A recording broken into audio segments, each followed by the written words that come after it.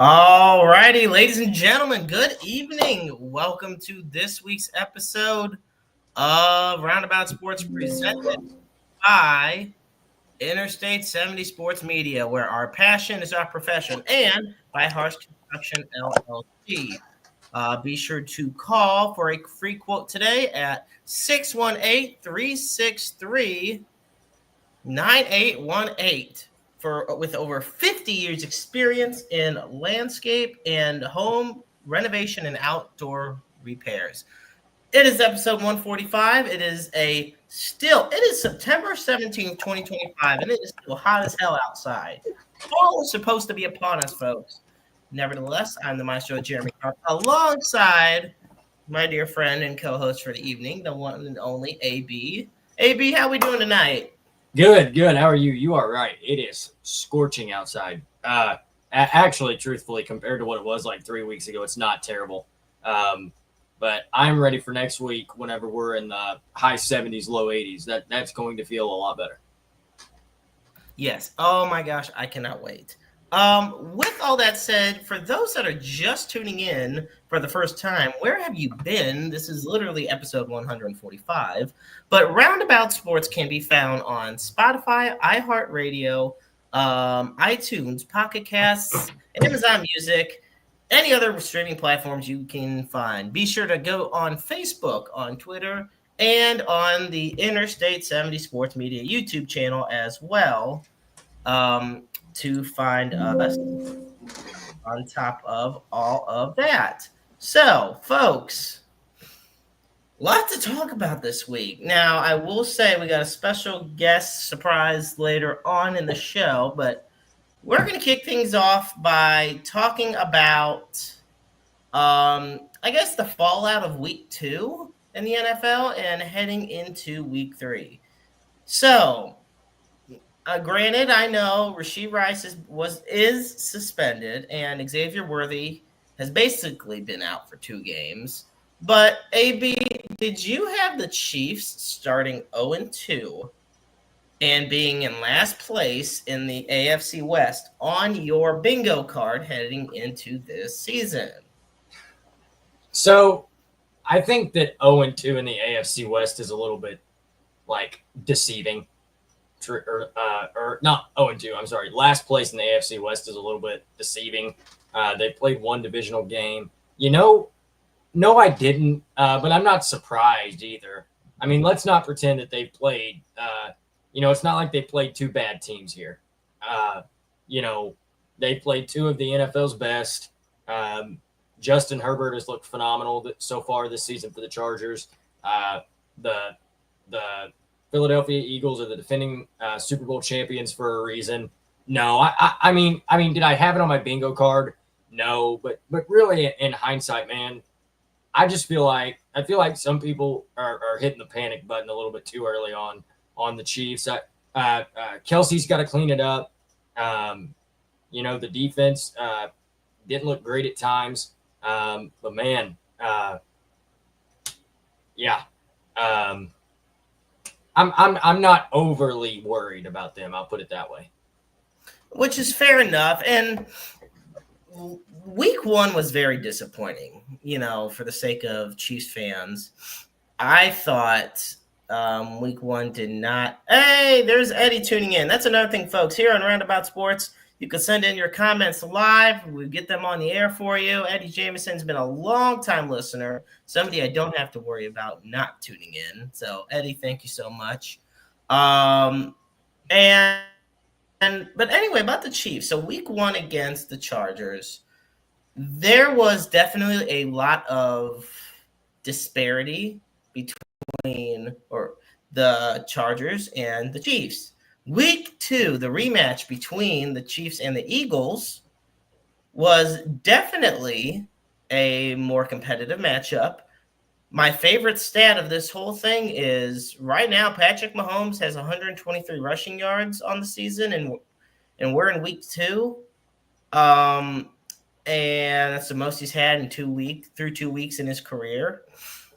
And on top of that, a lot of people think that Pat Mahomes still outplayed Jalen Hurts and the Philadelphia Eagles offense. The problem is Kansas City has been without their top two receivers.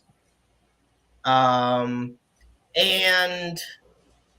I'm just going to say it. When your number one running back is Kareem Hunt at 30 years old, you have a problem. The Chiefs, look, Clyde Edwards-Helaire was a bust. I don't care about what he says. Drafted him in the first round. He has not panned out at all. Isaiah Pacheco has shown so much talent, but he has not been able to truly prove he's the bell cow back. And Kareem Hunt, still that power rusher, but once again, he's getting up there in age. So here's my question for you, AB. Where do the Chiefs go from here? Well, I think number one, I like what you said about Pacheco and Kareem Hunt. Pacheco is a power runner. All right, he's your guy that's going to run up the middle and maybe get 2 or 3 yards after contact. But I don't know that he's the guy that's he's not going to bust off and run, very often for an 80-yard, 60, 70, 80-yard touchdown, right? That's just really not his game. I think the Chiefs are okay. I really do. I think I think they're going to be just fine. Maybe trade for a running back, a younger running back if possible. I don't know about that. I think the Chiefs are going to be just fine. I'm really not worried about them. I'm really not. I just if they had lost to some bad teams to start the season, they lose to the Cowboys, maybe I'm sounding the alarms a little bit, but they didn't. They lost to 2 of the better teams in the NFL, and I really just don't see the need to panic here. We look at some of the upcoming games. I like what you said that, it's not like they lost to the Cowboys. They have a test against the Giants. They don't face the Cowboys for a while, but they do have the Giants this upcoming week in the Meadowlands. Then the 28th in late Sunday afternoon, they got the Baltimore Ravens. Then you got the Jaguars, then you get the Lions. To me, the schedule is really balanced out. It's a mixture of teams that haven't done so good and are doing really well. It's a very good mixture for the Chiefs to try to make some noise.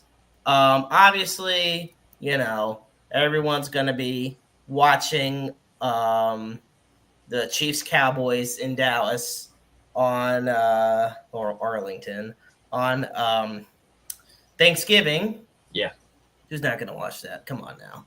But with all that said, and Eddie even says here the Chiefs he thinks will turn it around. I mean, I think the Chiefs are still it is early in the sense to hit the panic button. But if there's one thing that fans love more than seeing a team rise, it's watching that same team fall. Right. And especially I, but you as well, grew up with the Patriots dynasty. Tom Brady and Bill Belichick. That dominated my childhood and yours. Now a lot of people are growing up with the whole, Kansas City Chiefs and Travis Kelce and Taylor Swift craze. So now the Chiefs are 0-2 for the first time since Patrick Mahomes was at Texas Tech, and the haters are starting to get excited, and the fans are starting to get worried. The Chiefs, like I said, it's week 3 we're coming into. Right. I think they're going to beat the Giants pretty soundly. They still got a lot of great defensive pieces. And you brought it up best. Look at the 2 teams they lost to. It's not like there's some scrubs that they didn't, do well against. They literally lost to the Eagles and the Chargers. I mean, think about it. Justin Herbert's looked like an MVP candidate through 2 weeks. To tell you the truth, I mean, he played well again against the Raiders the other night on Monday Night Football. Obviously, he beat up on the Chiefs. I mean, the Chargers are a good team, and that defense of the Chargers, and we talked about it last week with Jesse Minter and Jim Harbaugh. I mean, they've been like this since, I mean, from their time at Michigan. So that is a tough team. I think that the Chargers are legitimate contenders. So that's kind of why, like I said, I'm not overly concerned with where they are right now. Now, if they lose to the Giants on Sunday, okay, maybe it's time to freak out a little bit if you're a Kansas City Chiefs fan. But right now, I'm really not worried, man. I don't blame you one bit. Some of the other interesting things. Can we just say, okay, I get it. Injuries happen in the NFL. The plethora of quarterback injuries that happened just from week 2. Let's really go down this list here, okay? Jaden Daniels, knee sprain against the Packers last Thursday night. Yep. Probably out this week. Well, possibly. They haven't said probably. Possibly out this week. Joe Burrow, turf toe. Now, I will say this, and I will stand on this. If I had a soapbox or a milk crate to stand on, I mean, I do got a couple of milk crates over there I could stand on. Turf toe is a lot worse than it sounds. This is not a stub toe we're talking about here, folks. This is torn ligaments and broken bones. Joe Burrow is essentially out for the season. He's out a minimum of 3 months, and we're already, technically we're a couple weeks from October? So Joe Burrow's out. Jake Browning is in. So Jaden Daniels, Joe Burrow. Then you have, Justin Fields on the Jets suffered a concussion. He's out. Tyrod Taylor's in. God love Tyrod. Somehow he finds a way to get a starting job every single year in some way, shape, or form. J.J. McCarthy. This is the one I knew you were thinking of. J.J. McCarthy is out with an ankle issue. And of all people that are taking his place, good old Carson Wentz. And it's just amazing to me that next week we are literally going to have a Jake Browning versus Carson Wentz matchup. Instead of Joe Burrow versus J.J. McCarthy. And here's another one. And Eddie brought this one up too. Josh Allen broke his nose. He's going to wear a visor, most likely, when facing the Jets this week to protect it. And even though Tua's not technically injured, I still think he's dealing with – this is dead serious. He's dealing with some sort of head – what is the word? Lingering head trauma. Yeah. He has looked rough. This isn't – I'm not even – and I know people may think I'm just having some dark humor here. I'm not. I really think Tua should retire because he's had one too many concussions. And, I love the game of football with all my heart. And I've probably, even on the backyard, level, played it longer probably than I should have. But, I mean, at the pro level, to be taking the shots he has and still keep going. Right.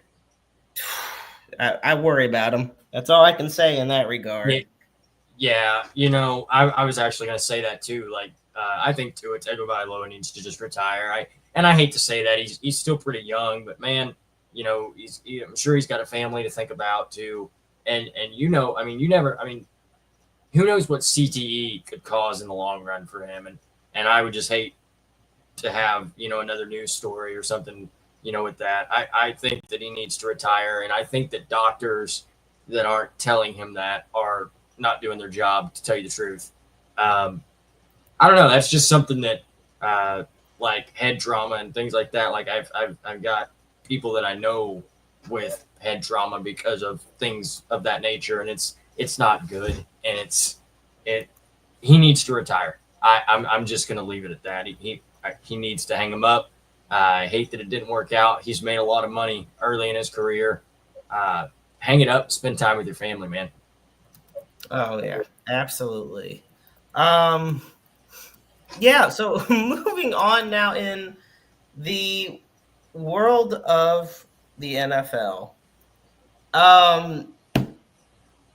There's a lot that's been going on, and a lot that's heading into week 3. Here's some of the big storylines. So,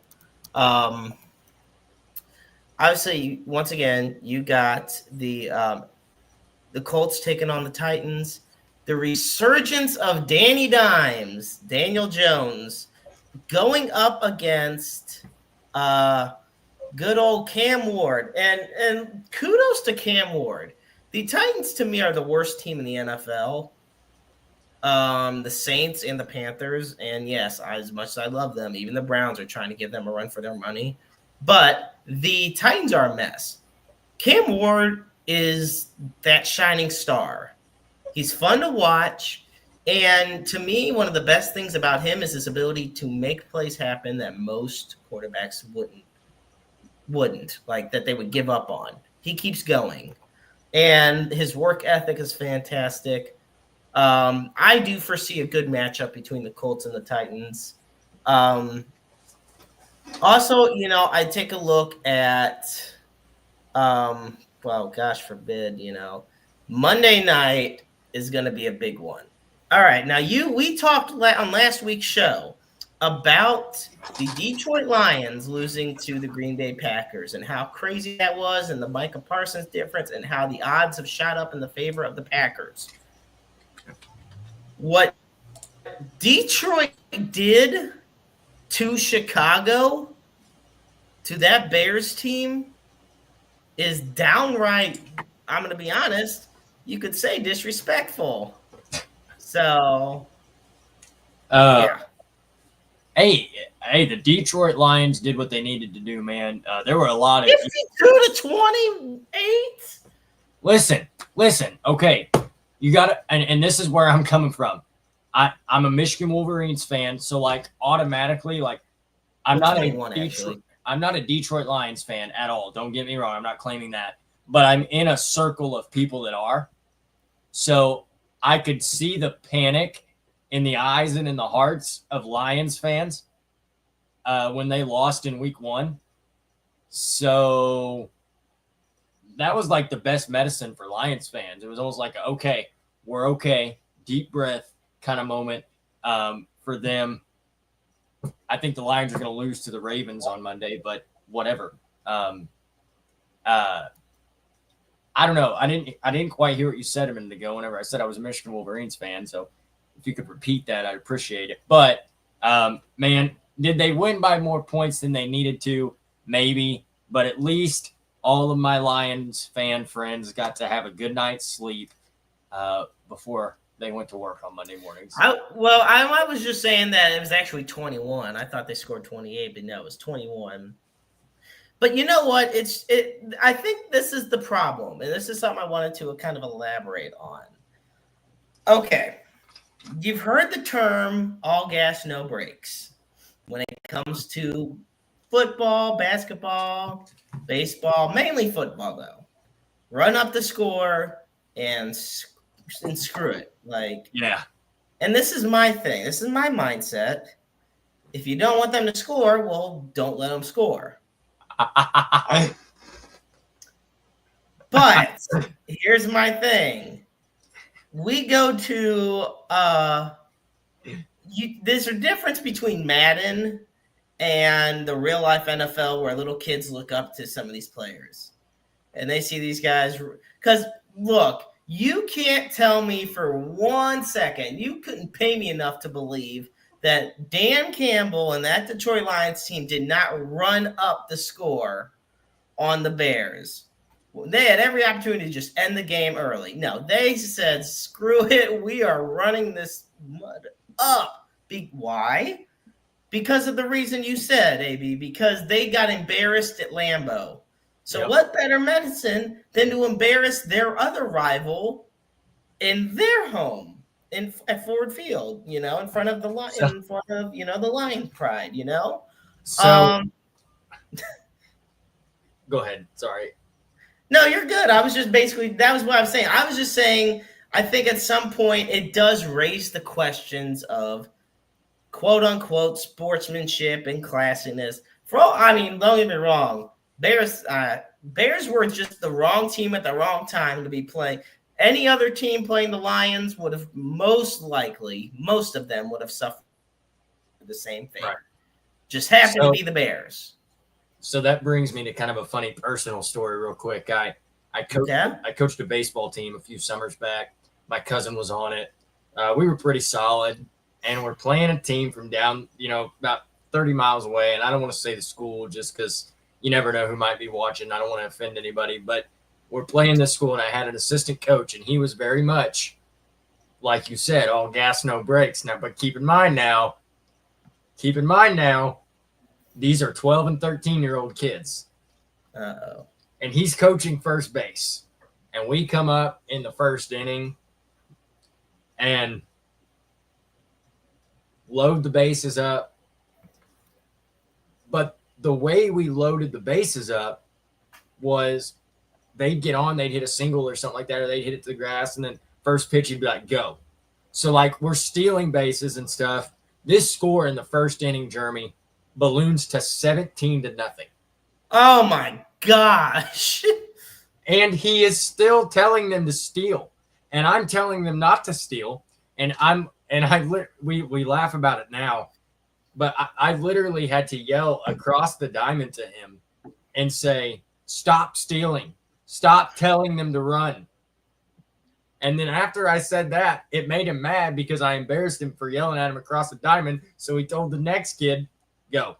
Told him to steal second base. And it's the same kind of thing. It's like, dude, we didn't need to do that. It's even worse to do it to 12 and 13-year-olds. I felt so bad for that coach whenever we shook hands because he was mad, and I understand why.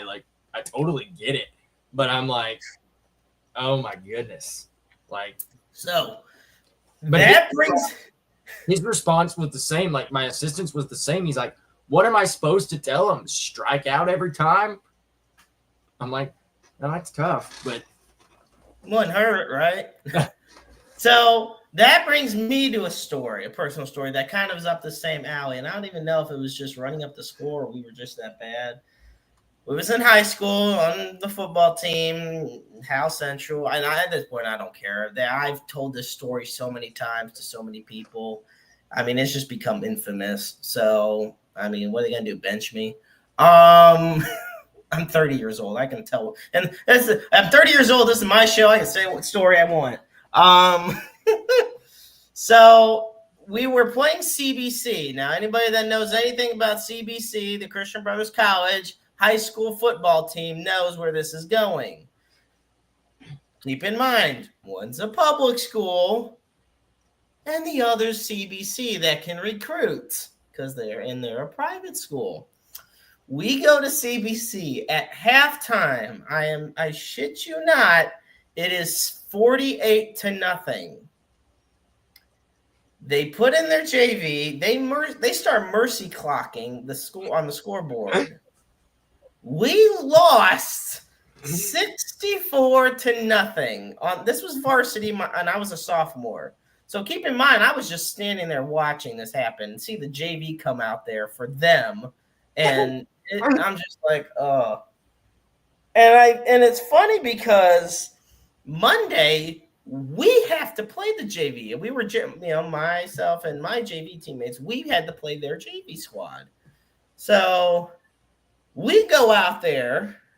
Actually, I think this was my junior year. All this was junior year. Well, anyway, we go out there.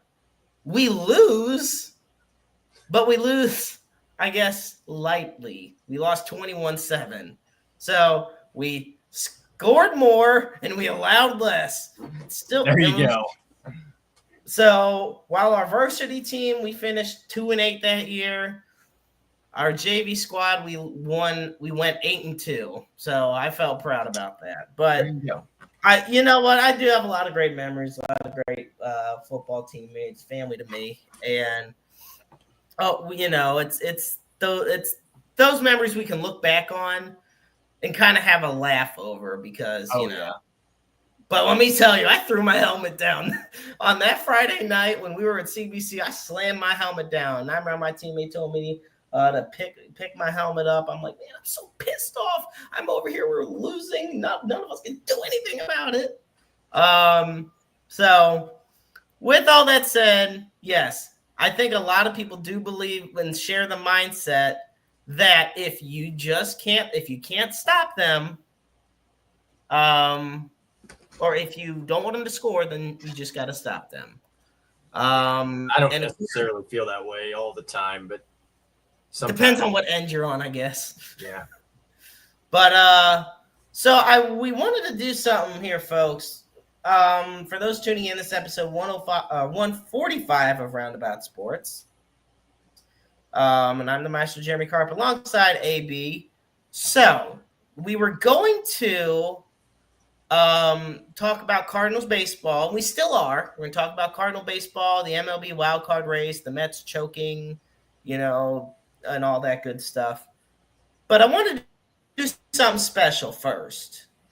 So backstage, we have a guest who is a longtime friend of mine, but until 3 days ago, I didn't even know this, is one of AB's best friends for even longer. And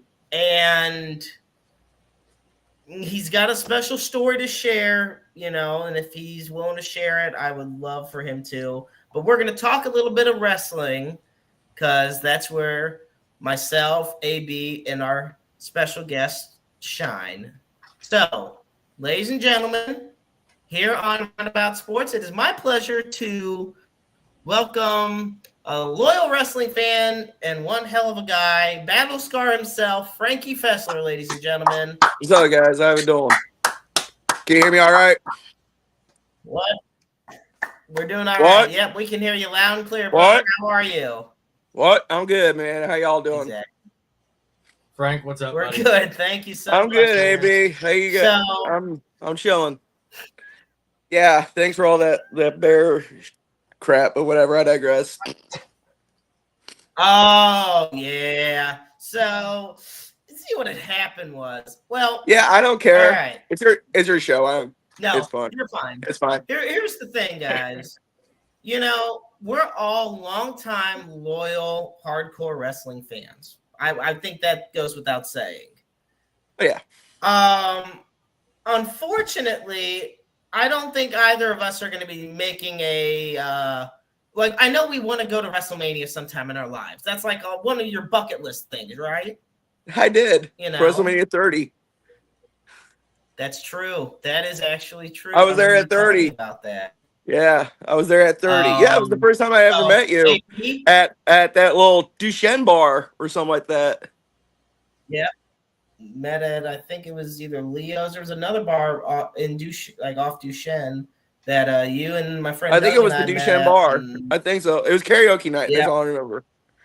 It was karaoke night. We were having fun. And AB, I have no idea if I quit drinking that around that time or not. So I'll just say I'm not saying shit. Sorry for the cursing, my bad, dudes. So anyway, my point being is obviously at one point AB and I would love to be at a WrestleMania, but I don't think in 2027 is going to be that time.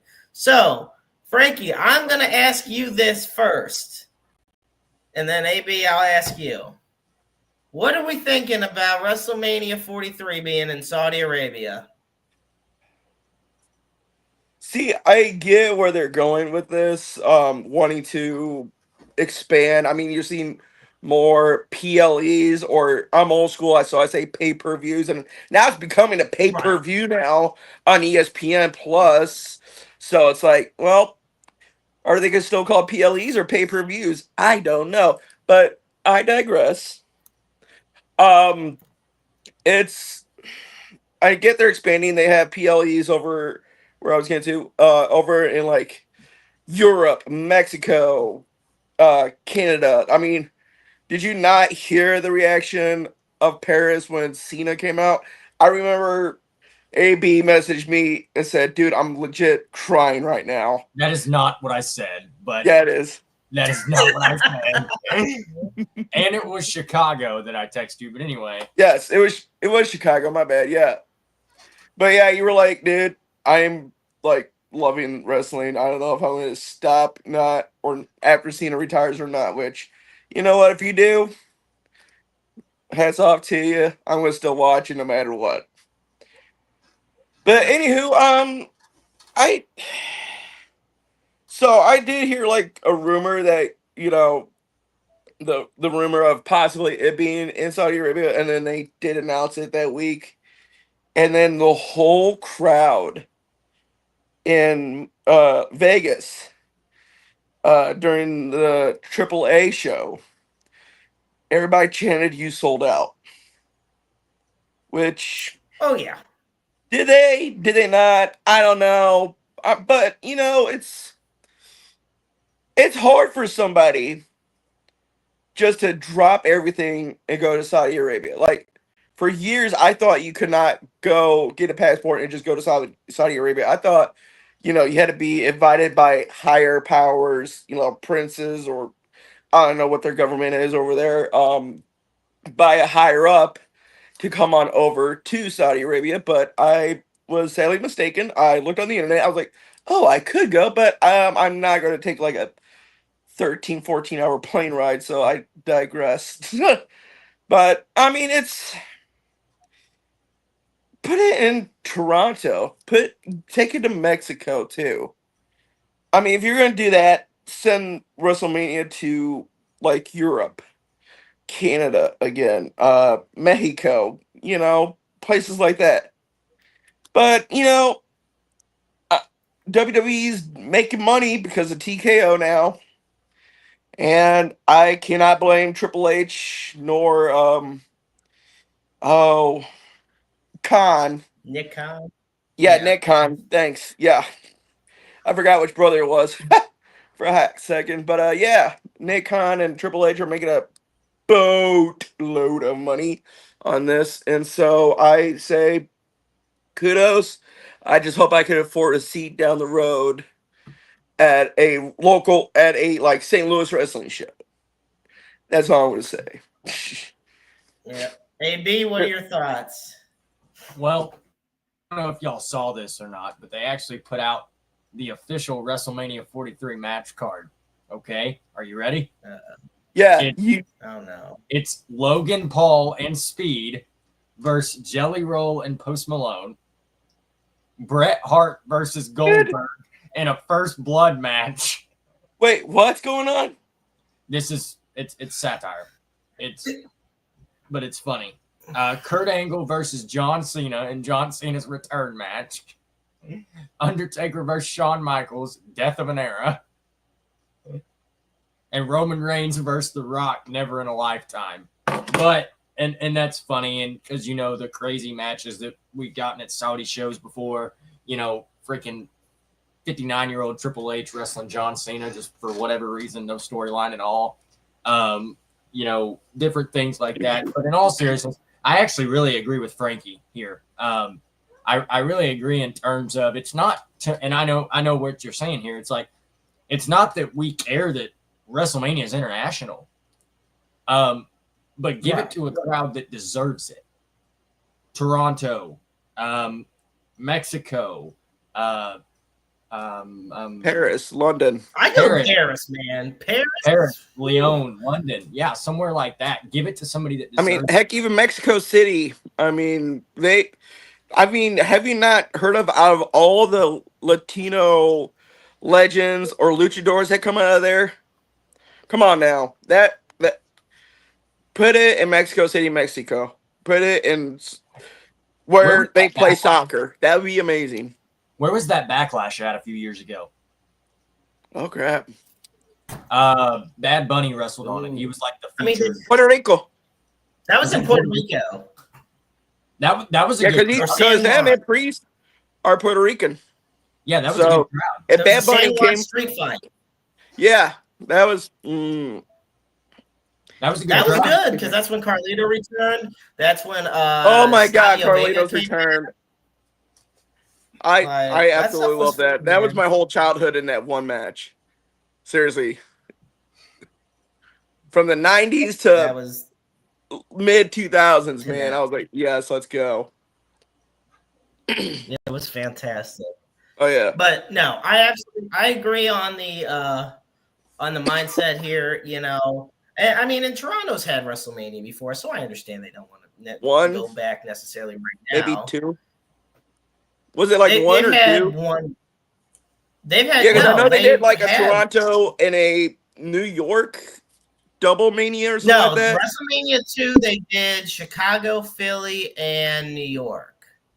That's what it was. It was a Okay. three locations, but I believe it was WrestleMania 18 or X8, however you want to call it. But WrestleMania 18 was the one in Toronto where Rock faced Hogan.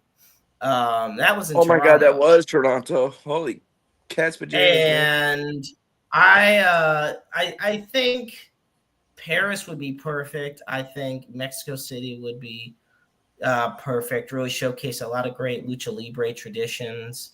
Bring the guys from the AAA up for that too. That would be Yeah, amazing. I mean, the deal they you have. want an extended show? I mean, absolutely. I think, and like I said, or like you guys said, it has nothing to do with us not wanting them to go more international.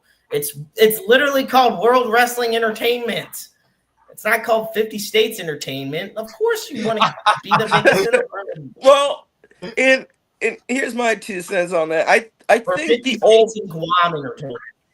right, or around the U.S. territories, North America and South America. Yeah, In the but territories. We but already no, know WWE doesn't like territory. damn, it's New York or nothing. But no, like conveniently, with that said, the old man, and you know who I'm talking about when I'm saying that Say name, his name, Frankie. Frankie, say his name. Joe Hendry. Say the name. No, so Vince McMahon, okay, Mr. McMahon. Well, we're canceled. We're off the air. Yeah, right. Bye. See ya. Sorry to ruin This your was a show, good run, guys. folks. God. 145 episodes, and Frankie's the one person that caused us to get booted off the air is Frankie. Way may be over And here, man. Holy cow. No, but no, for real.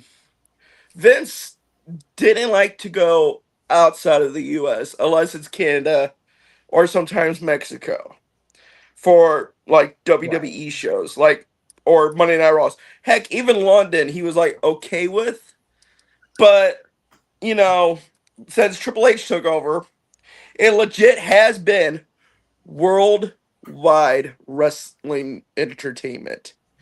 I just brought back WWE. No, it's World Wrestling Entertainment. Heck, they should bring back the other W. It's now Worldwide Wrestling Entertainment. But, you know, it's much. I mean, I like it. It works.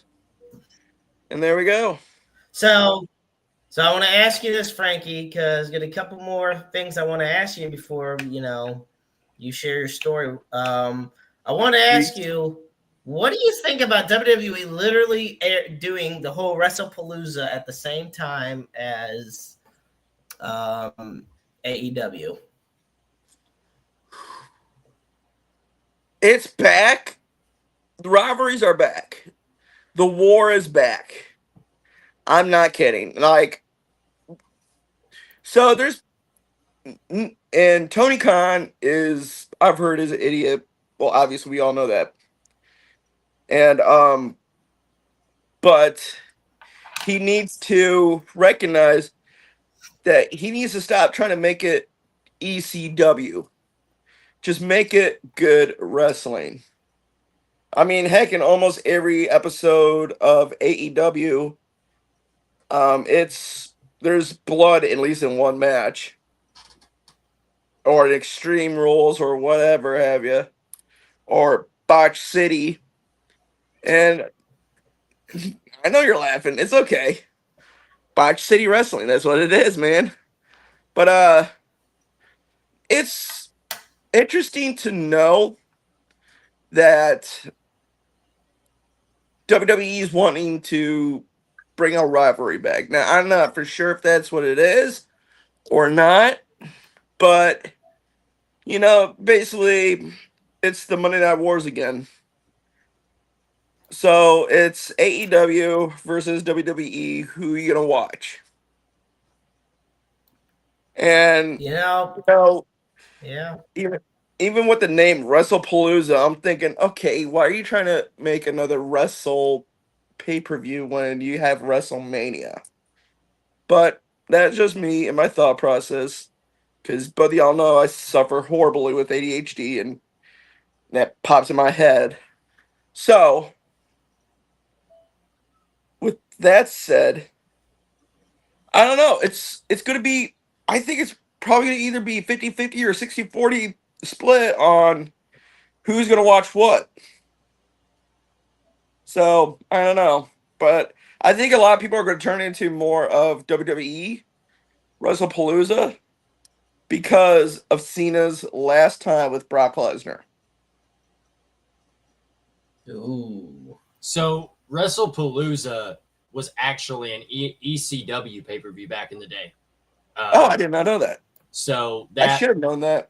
They are reviving that. I want to say this. I'm going to be careful because I know we're going to an AEW show as a team here in a couple weeks. Oh, sorry, guys. After I just said all that about TK. In St. Louis. No, I totally agree. I think he's an incompetent idiot that has no idea what he's doing. Sorry, Termy. I guess you can fire me after this if you want. I don't have a job with you guys, so I'm good. But anyway, I don't know. I'm going to be honest. I don't think the WWE cares about AEW near as much as AEW cares about the WWE. Because at the end of the day, and you know this, WWE has more money. WWE is a bigger platform. They've got bigger names. Let's face the facts. If WWE wanted to put AEW out of business, they could do it in a month. And then it would be just like a WCW situation where John Moxley and Cope and Christian Cage and all of these guys that are AEW's top stars would come back to the WWE. I have no doubt about that in my mind. Cesaro would also come back too. Cesaro, is that what you said? Yeah. Yep. Yeah. But then, think of all those wrestlers who are not or were with WWE the first time. Would they be going to WWE jump ship too? Or would they just go the indies somewhere? Listen, I would throw MJF the biggest. I mean, I would tell him to actually no. I wouldn't tell him to write a number on a check because he'd be a billionaire. But I would be like, what can we do within reason to get you to WWE? I would love to see MJF in the WWE. I think that would be freaking sick. That would be amazing. I really would. Yeah, but remember, he tattooed his calf. He tattooed AEW on his calf. Did he really? Yeah. I didn't know that. I mean, to be fair, we also have sports fans that tattoo their team winning the world championship before the season starts, and it doesn't happen, so they kind of live with that. Did you see that on Big Man Kickoff 2 weeks ago? Yeah. Ohio State and Texas? Is that what you were talking about? Yes. Dude, it's going to be really funny when it's 5th year in a row. That's all I'm going to say. Jeez. You're so confident already. You're putting that. So are you putting that out there right now? Michigan beats Ohio State again? Absolutely. I'm putting that out there right now. 5th year in a row in Ann Arbor. Ohio State will come in 11-0 and they will lose. They will come in and they will lose. I give them credit for saying they're going to even come in 11-0. That's some props right there. Well, dude, I've Frankie, known this kid for 15 years, and he's always been bled navy and yellow Michigan Wolverine all the way. Well, I've known him for 15 weeks, and so that tells me all I need to know. So, Frankie, Yep. Obviously, I saw you last week at Pro Wrestling Epic, and as always, you're one of the most loyal wrestling fans I know. One of the reasons we had you on, I invited you on. Obviously, us shooting the breeze for a little bit, but you're going to be taking a hiatus because, I wanted to see if you would care to explain why and what's going on. About 3 years ago, I started this journey on trying to get on the heart transplant list. For those, I know you two know, but for the audience watching, I was born without the right ventricle. I've had 5 open heart surgeries, got them all at St. Louis Children's Hospital, and so it's been. Did I just hear a cat? I'm sorry. Yeah. Not mine. Thoughts. I'm sorry, my ADD just caught me off guard for a hot second. But no, so I've been on this transplant journey for 3 years now. Battling with my diabetes, battling with other stuff, and trying to get it. And finally, on August 4th, they said I'm officially on the transplant list for a heart. And they thank you. So I'm going in on the 22nd to get some mapping done, which is what they give you, some type of medication and some other stuff inside your veins, obviously, and to see what heart would be the best for me. And so I go in on the 22nd for the mapping, and then I will be waiting in the hospital until I get a new heart and do rehab. So I could be in the hospital for 3 months, half a year, maybe even a year. But I've talked to some of our other buddies who's had heart transplants, and AB knows who they are. Who they say that's the best way to do it right there for you, is the better chances for you to get a heart quicker. So that's what I'm going to do. So I'm just going to sit there, read comic books, draw, try to get a little exercise, drink plenty of water. Hydrate, don't dehydrate. Austin knows what I'm talking about.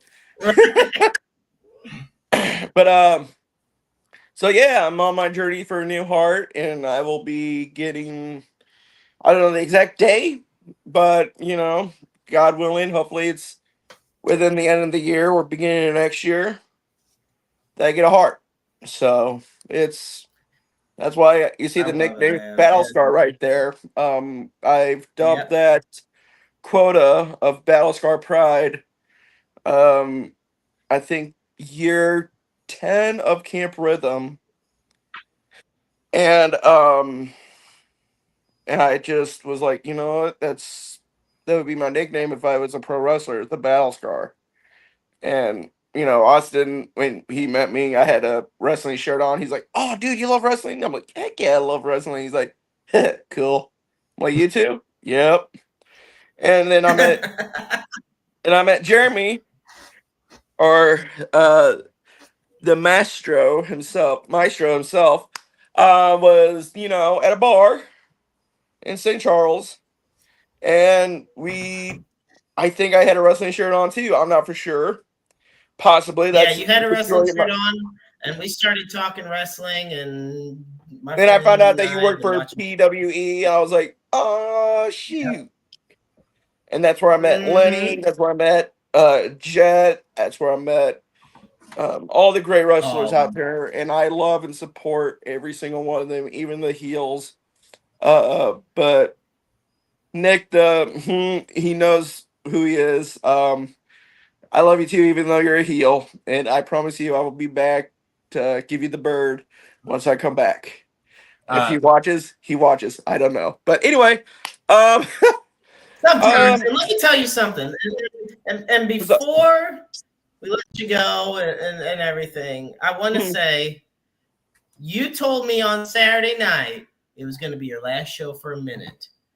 And I'm Exactly. holding you to that I will. because you're going to get that heart. You're going to nail the rehab. And much like last week when I saw you at the show, I can't wait to be sitting at my commentary table and look at the front row and see Battle Scar himself with the sign showing his pride. That's So still in my car, which is going to be in my hospital room. I'm going to duct tape it to my hospital room. So it for us, and you didn't know, or if you saw the picture on Facebook, it says wrestling for a new heart, wrestling for a heart, hashtag Battlescar Pride. And Lenny came up to me, who's the owner, operator, creator, and wrestler. He's got so many freaking hats, doesn't he? And God bless him for that, man. If it wasn't for him, that's the truth. PWE wouldn't exist. But he saw the posters. He was walking out, in his wrestling gear, and he looked at it for a hot minute, and for a hot second, he's like, "I love it, dude. You keep fighting." And and the other two wrestlers who were with him, tagging with him, same thing. And one of the wrestlers came up to me and said, "Hey, my son has a heart transplant too. Has had a heart transplant, and he's doing very well. And I'm going to keep you in my prayers, brother." And I said, "Thank you very much."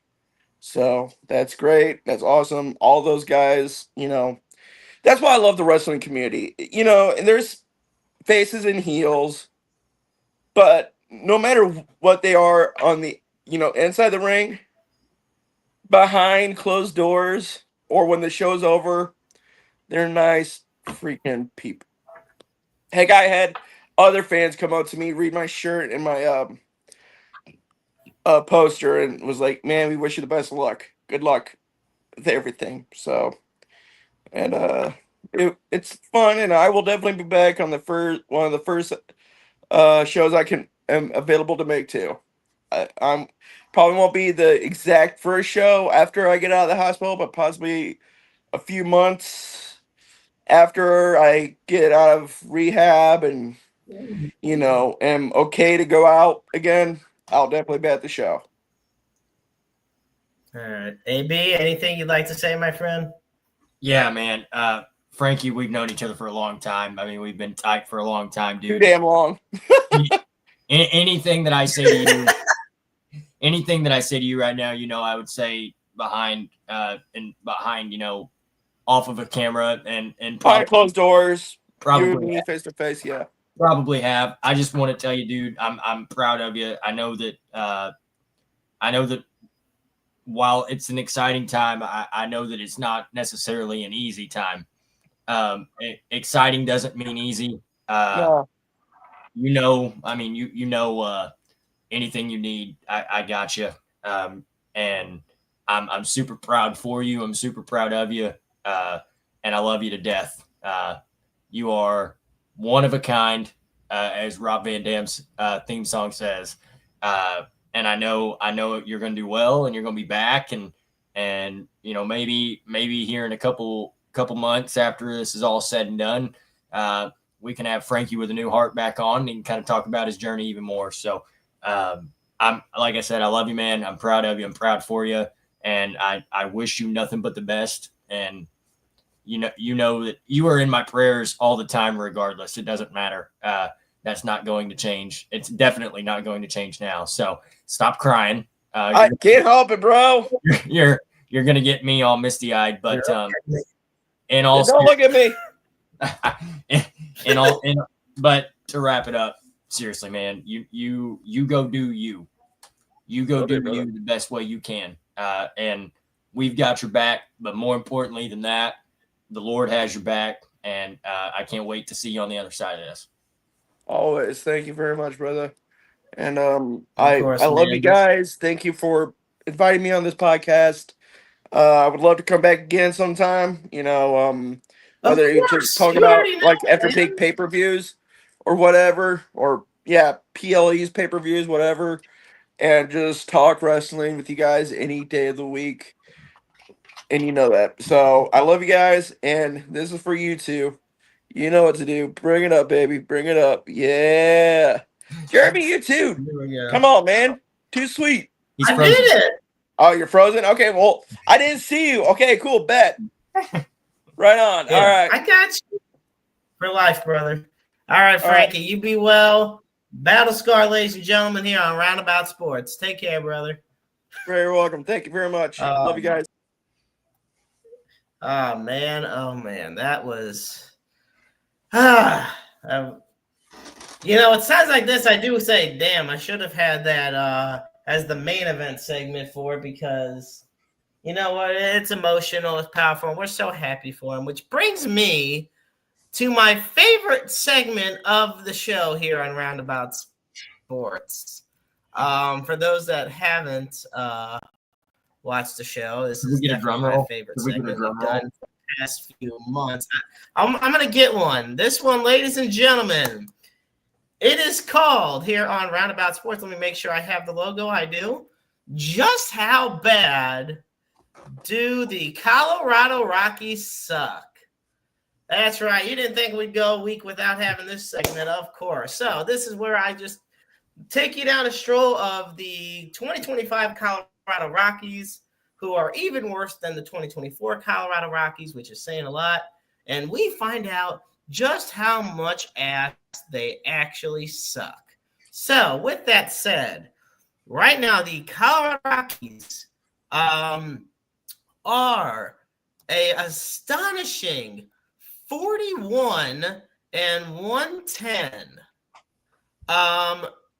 That said, they only need one win to pass the White Sox to avoid infamy of the worst modern era record in Major League Baseball, as the White Sox finished last year at 41 and 121. So right now the Rockies are 41 and 110. They're 43 games out of first place that they were basically out of contention of weeks ago. And they're 37 games out of the NL wild card. And considering how many teams are in the National League wild card race, it must feel pretty bad to be 37 games out. AB, I tell you. Folks, this has been this week's presentation of just how bad do the Colorado Rockies suck here on Roundabout Sports. And you are absolutely right. Man, we get a drum roll for that. We get a thing going for that. Oh, it would have been perfect. Now, normally we do it. Yeah, I was going to say, we only got 2 more weeks, so don't worry. I'll have an NFL team that is doing terrible enough to where I can keep going. It won't be as fun because, damn, I'm going to miss doing this for the baseball season. That said, we're going to run a little over tonight, folks, as far as live goes, and that's fine because that's what makes life fun. Because here on Roundabout Sports on episode 145, I told you at the beginning of the show we were going to talk Cardinal baseball and the wild card race going on in the National League. Well, right now, the St. Louis Cardinals barely have a wild card race to be a part of because they are 74 and 79. They are 19 games out of first place. So there goes that dream. And today they got hammered 6-2. Rough outing for Palante. Cardinals allowed 11 hits. And, they lost 2 days ago. They did win yesterday 3-0. So they it's rough. What are we thinking about this Cardinals team? First off, the main question is, are they going to be over 500 to finish the season? You think they do it? You think they do it, AB? They're done. They're done. And they're not going to finish over 500 either. What do they have? 6 games left? Yeah, they're not going. They have to not lose. Let's see. So, 81 or 81 would be 500 exactly. They have to finish on to be over 500. Well, they're 74 and 79, so they would just not have to lose 3 games. Because the problem is they've only got 6. This is the thing. That wouldn't seem so bad if it weren't for the fact they got a 3-game series against the Brewers, a 3-game series against the Giants, and a 3-game series against the Cubs. So if it wasn't for the fact that they were facing those teams, okay, get a little leeway. But no, yeah, Cardinals are going to finish probably below 500 for another season. It wouldn't be so bad if they weren't 8 games over at one point. That's the most infuriating part to me. That and the fact that when you take – this is to me still the most mind-blowing statistic.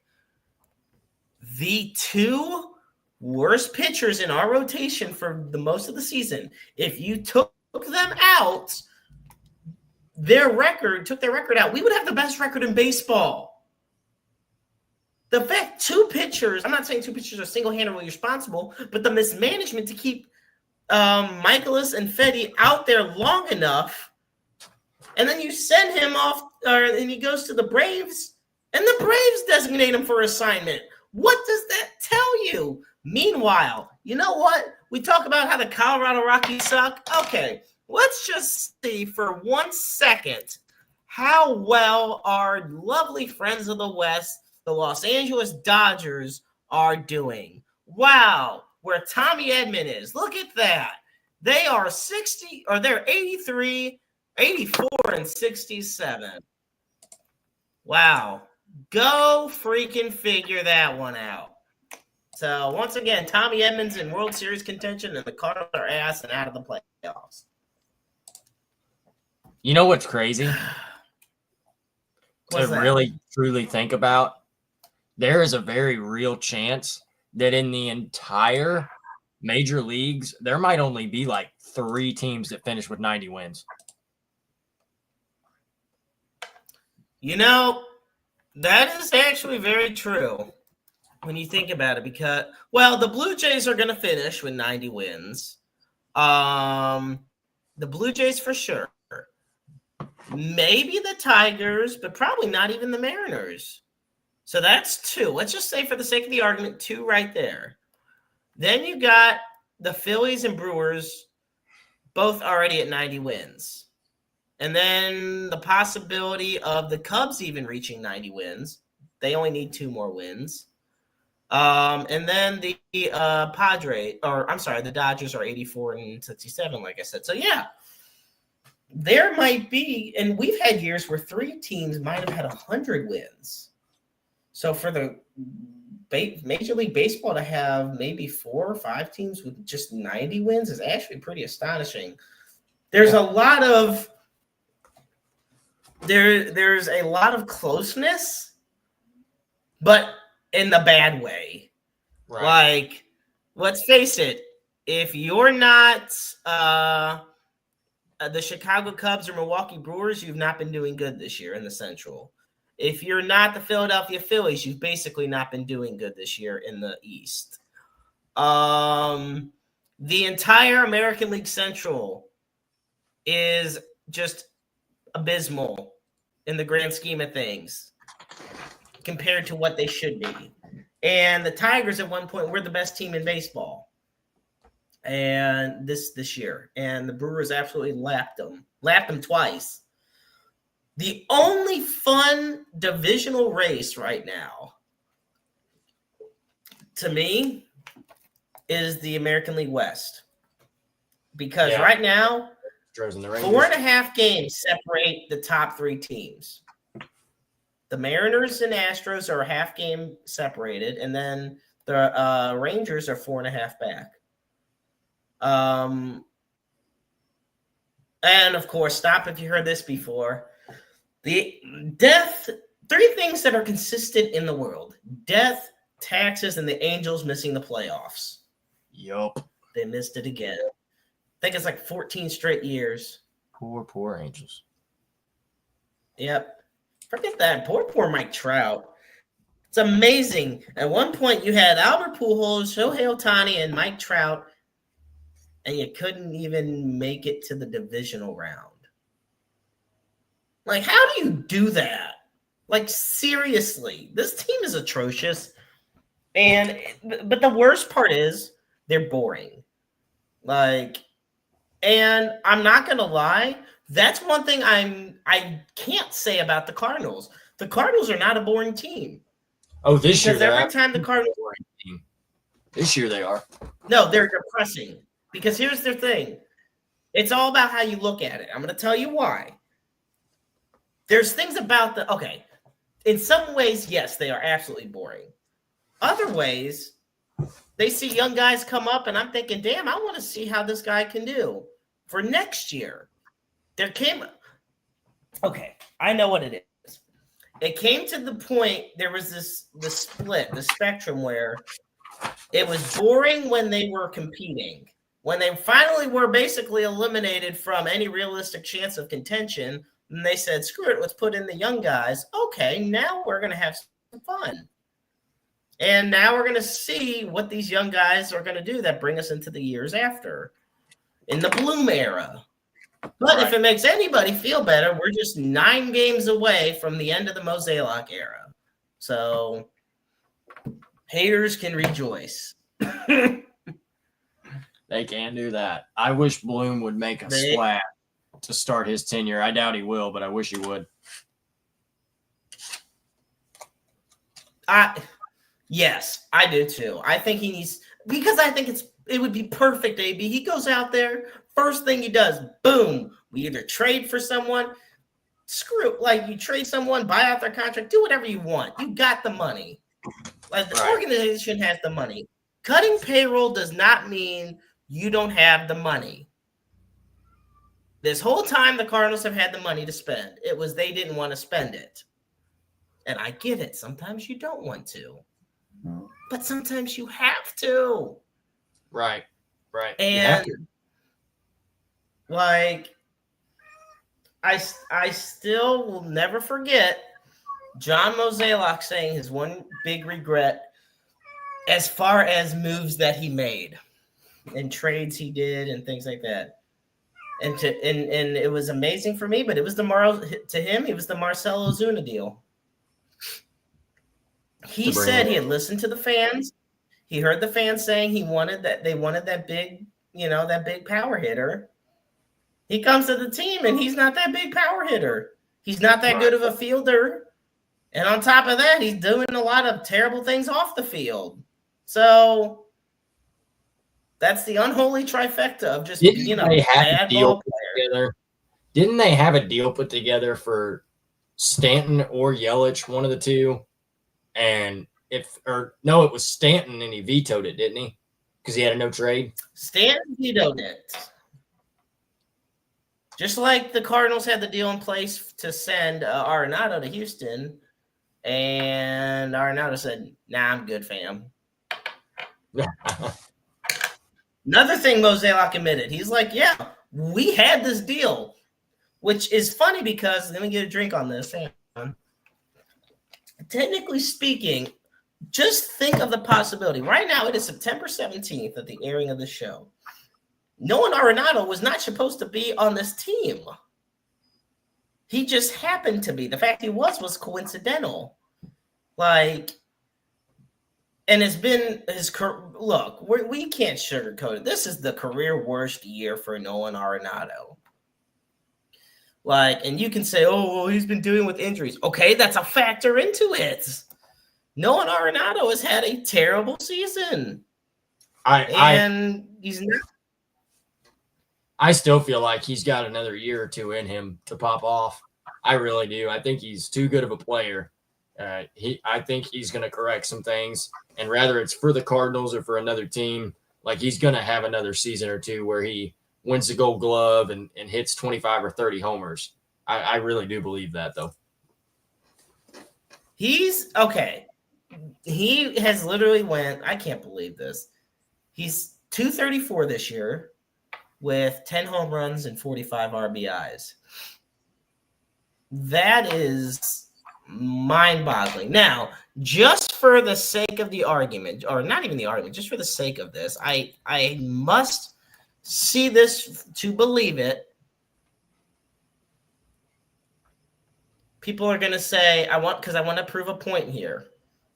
People are going to say, oh, we should have kept Goldie. We should have traded, or we should have gotten more out of the package, like something to get for Goldie. Paul Goldschmidt right now in New York is hitting 277. Okay, great. That's tied for 31st among active players. He hit 10 home runs and he's hit 43 RBIs. I'm sorry. Say what you want about Goldie leaving and criticize the fact we had them together all these years and they didn't do a thing, win a single playoff game. Paul Goldschmidt would not have made this team better this year. No, he wouldn't have. This is not a team that was – I hate saying it like this, AB.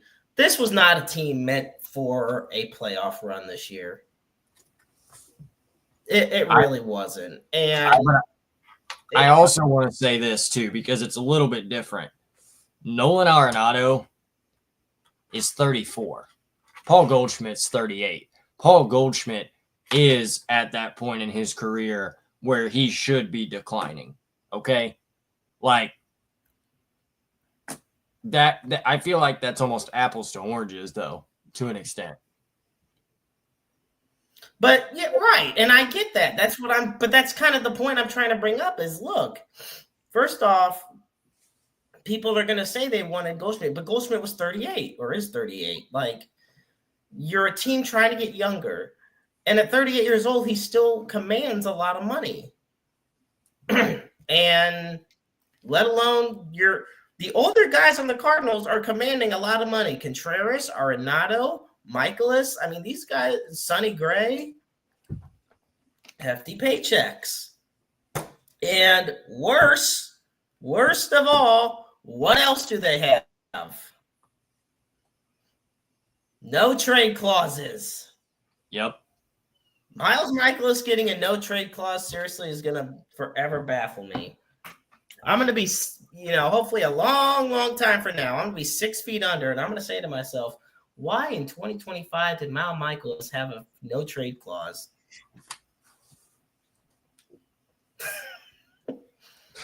Oh, man. Rough decision making, that's why. Exactly. Well, folks, we are going to wrap it up here on Roundabout Sports for episode 145. As always, be sure to follow us on Facebook, X, Interstate 70 Sports Media's YouTube channel.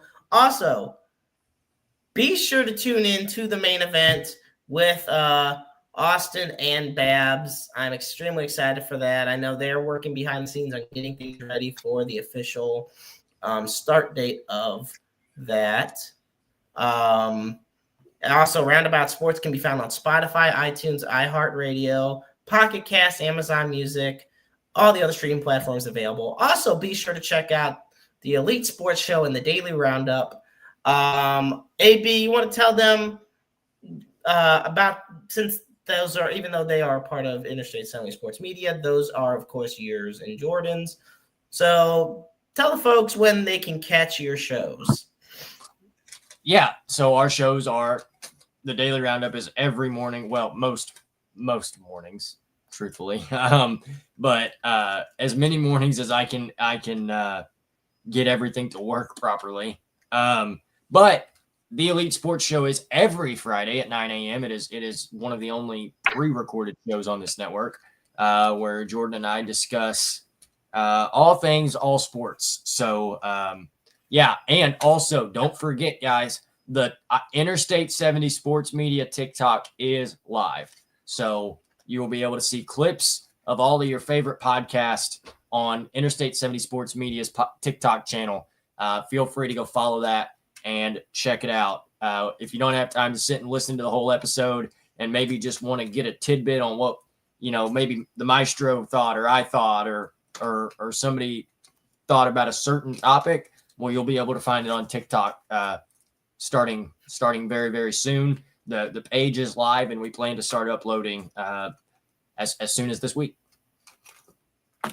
I look forward to it. And as always, folks, we always put up the NAMI helpline. If that, you dial 1-800-950-NAMI, 1-800-950-NAMI. The National Alliance on Mental Illness is the nation's largest grassroots organization for people affected by mental illness. And also, we put up at the end of every show the Suicide and Crisis Lifeline. And for that, you dial 988. The line is open 24/7, 365, 366 on leap years. Understand you're never alone in this world. There is always somebody out there who loves you, who cares about you, who wants nothing but the best for you. You have a purpose. You are never alone. We all go through trials and tribulations and struggles, and sometimes they're harder to deal with than other times. But that doesn't mean you have to face them by yourself. Reach out. You're just a phone call, a text message, an appointment away from getting the help that could very well save your life. And you could also be the listening ears and watchful eyes for somebody else as well. As always, I want to thank AB for joining alongside me today. I look forward to joining him next week for episode 146 of Roundabout Sports. But until then, he's AB. I'm the Maestro, Jeremy Garb. And remember, life is a book full of empty pages just waiting to be written in. Make your lives worth reading.